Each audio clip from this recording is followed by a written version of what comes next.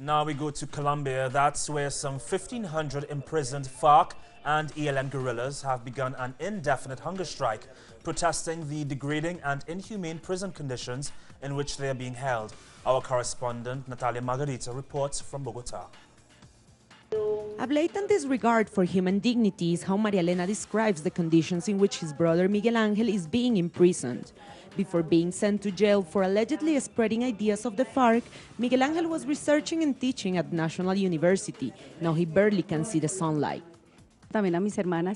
Same as my other sisters, I personally feel deeply saddened when entering the prison and seeing Miguel Angel there. We know exactly who he is, a very special, supportive, loving person full of qualities. So to see him locked up under those conditions is really sad.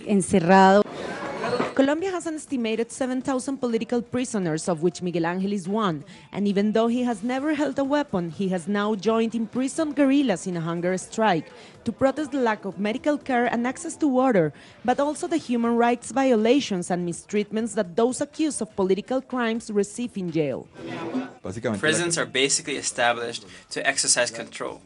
And if it is about controlling those considered social offenders, now imagine how it is when it comes to excess control over those accused of being so-called political criminals. Now those who were part of the insurgency and are now in prison believe the current peace process is the right context to start redefining Colombia's penitentiary system, especially after a justice deal between the FARC and the government has been reached.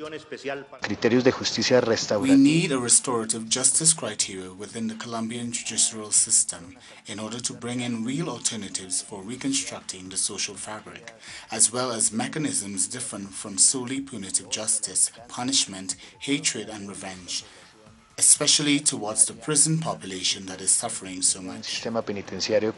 As the peace process advances, the imprisoned guerrillas have called on the government to free prisoners who are seriously ill on humanitarian ground, as well as to suspend the extradition measure. Natalia Margarita, teleSUR, Bogota.